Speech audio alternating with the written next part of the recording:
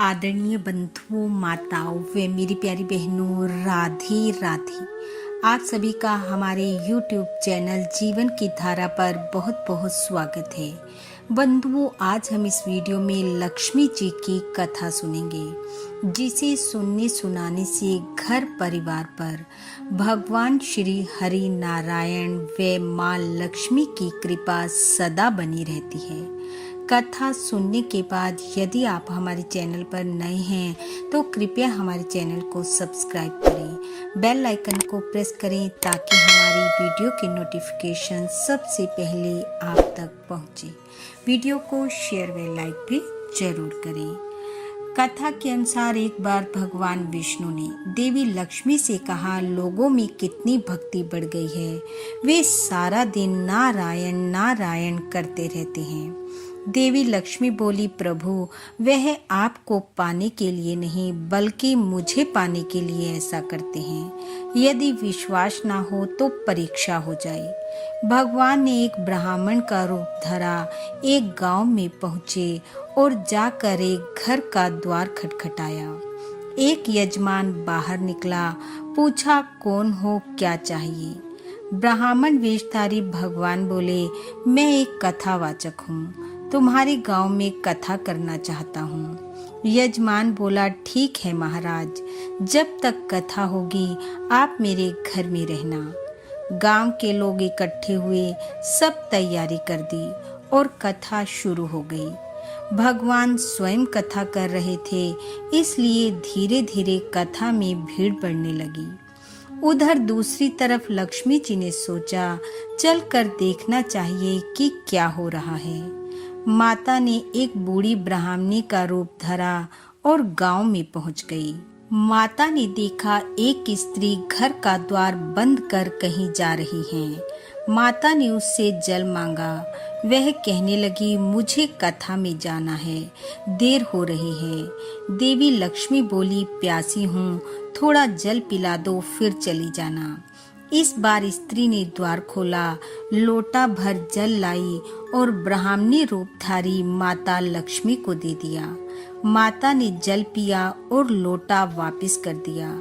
जैसे ही उस स्त्री ने लोटे को हाथ में लिया तो देखा वह तो सोने का हो गया है। वह बहुत हैरान हुई कि लोटा जब दिया था तो स्टील का था, वापस लिया तो सोने का हो गया। ये तो कोई चमत्कारिक माता जी हैं। अब वह स्त्री कहने लगी, माँ आपको भूख लगी होगी, भोजन कर लीजिए।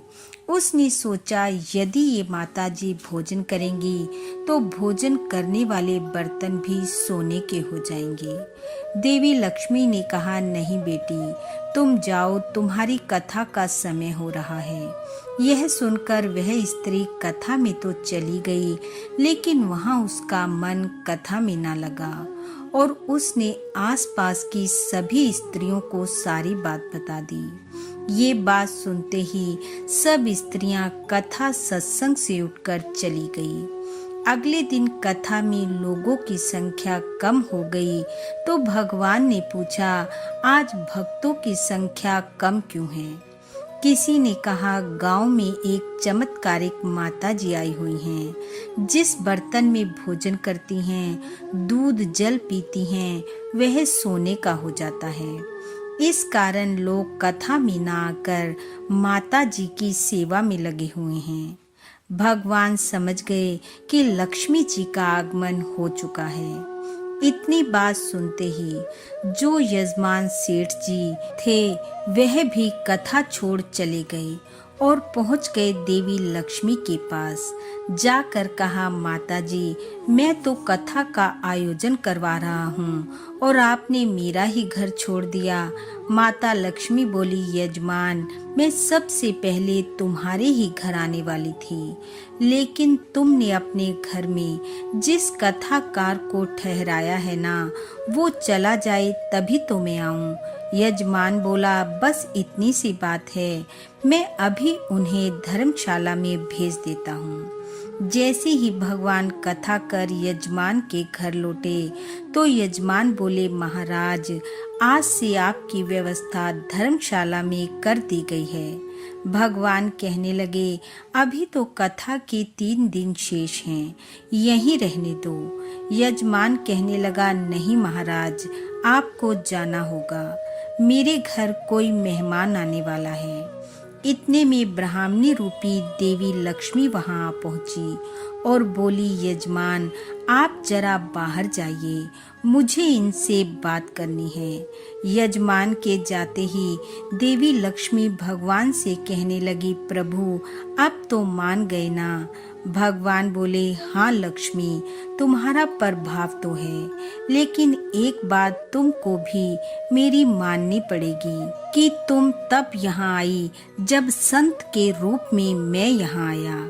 अतः हे देवी, संत जहाँ कथा करेंगे वहाँ तुम्हारा निवास अवश्य होगा।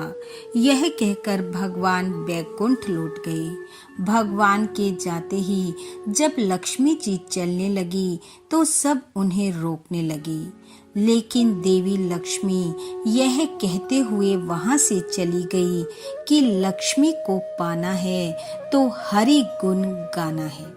बोलो लक्ष्मी पति श्री हरि नारायण की जय। बोलो भगवान विष्णु की जय। बंधु, भगवान श्री हरि व मां लक्ष्मी की कृपा आप व आपके परिवार पर सदैव बनी रहे। आपका घर आंगन खुशियों से महकता रहे। इन्हीं शुभकामनाओं के साथ आप सबका बहुत बहुत धन्यवाद। राधे राधे।